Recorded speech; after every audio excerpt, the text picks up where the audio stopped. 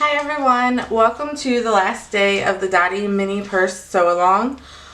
Here's where I am teaching you how to install the zipper and finish off the top edge of our mini purse made with upcycled denim jeans. I want to show you a little trick. I'm sure most of you know this, but in case you don't, this pattern, it calls for a 10-inch zipper, and in my stash I found the perfect shade of red to match our bag, but it happened to be an 18-inch zipper. So it's still totally usable. All I did was measure from the top of the teeth. If you close the zipper pull all the way up, that would be considered the top. I measured from the top of the teeth down 10 inches. I stuck a little pin in there and used my sewing machine set to a zigzag stitch.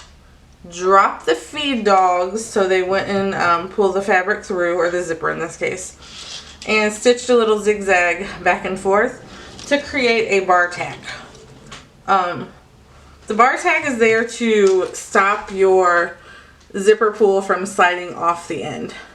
So now this 18-inch zipper cut off becomes a 10-inch zipper and perfect for this project. You can also see I've done a little bit of prep work. I've made the fabric edges for the sides of our zipper. Let me show you on this one, which would be the floral here. I made them in denim, and I've already pinned them in place, following the directions included in the pattern. And now we're just going to go ahead and sew those down. I've switched out my machine to a zipper foot, and I happen to have a zipper foot that can work off either side of the sewing machine ankle here. To set up yours according to how your machine is.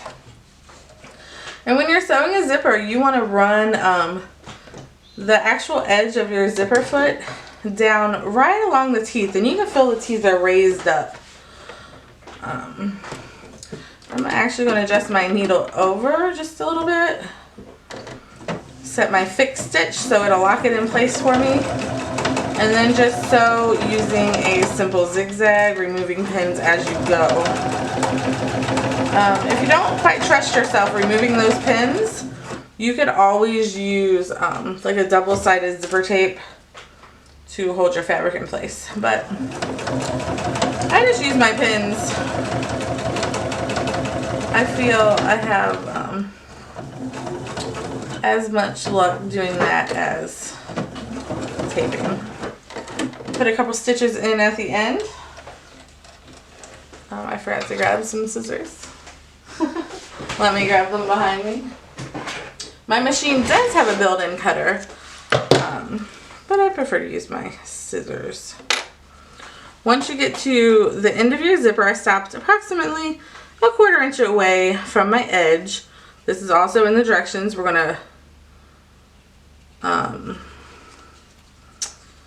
going to leave that space because when we turn our zipper, when we turn our,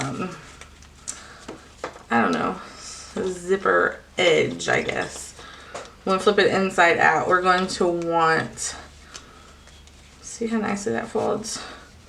We're going to want to be able to flip these edges inward.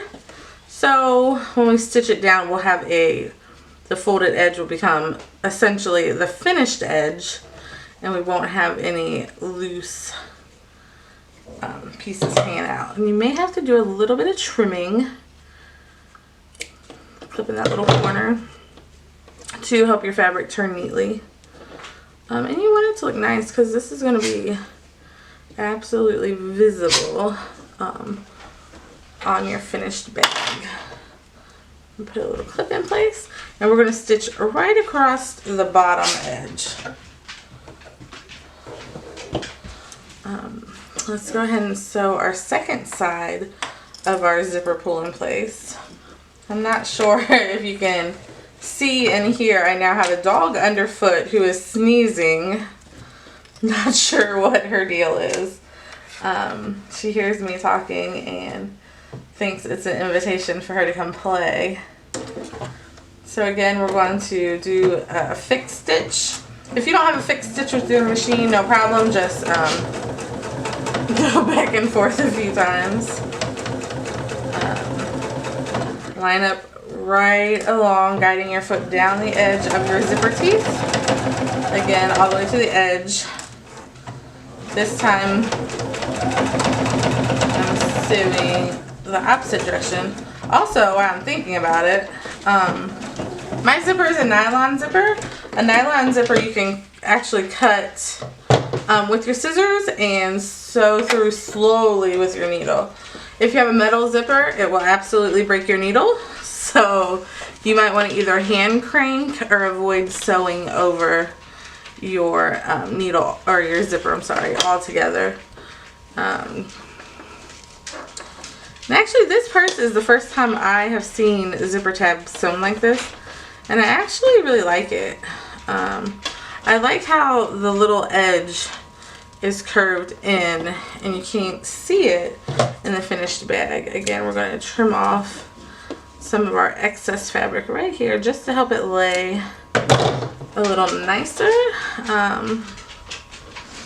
Folding the edges inward and matching them up. I'm going to swap out my zipper foot for my just regular straight stitch foot. You can use your open toe, whatever you really like. I mean, I could have sewn it with my zipper, and probably if I wasn't making a video right now, I would have used my zipper foot and just sewn this little line. It wouldn't have been a big deal.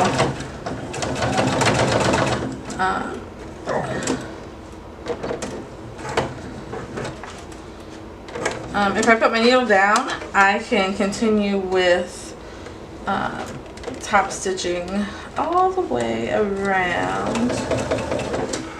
Sometimes it needs a little pulling to start. Also, you need to take it out of reverse. Get it together. And I hope you can see that I'm using the, I learned these are actually called toes. I hope that's right and some lady wasn't joking with me. But the toe of the foot to guide along between my teeth and the fabric edge to give it a nice even appearance.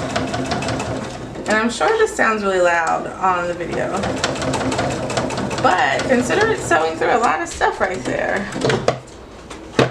And that gives us a nice top stitch all the way around. We're going to do the same thing to this side, to our opposite side.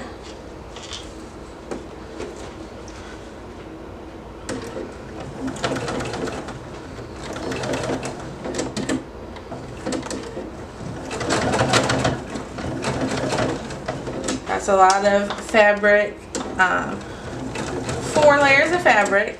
My zipper tape, and there at the end it's folded. So it does sound a little loud and clunky. Just go slow, be gentle. If your machine isn't quite heavy duty enough, you can hand crank it just by turning the wheel. My machine is a heavy duty machine, but sometimes it struggles with a lot of the layers. So I take it slow and I hand crank it.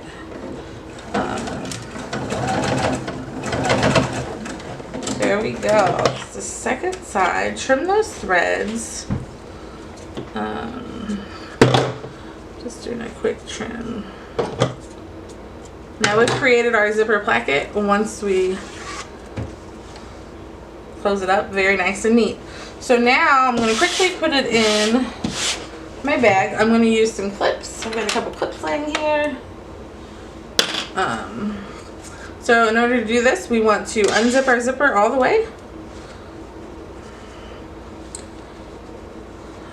You can totally measure this to make sure you're dead center. But I kinda, yeah. It's almost the perfect length from edge to edge of our piece panels. So I guess that's kind of a way to guide it. And we're putting inside of the bag to underside of the zipper placket, I guess we just made. I think it's referred to as a placket in the pattern, so I should say placket, just so as to not confuse folks.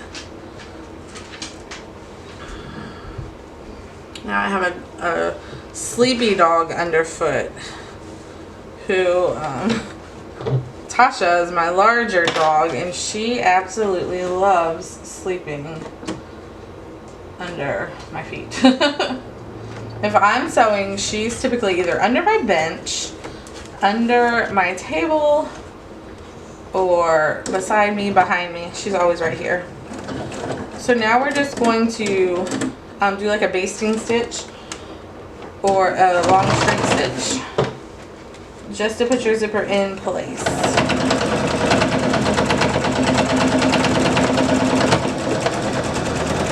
Oops, I saw me sew off the edge there. That's okay.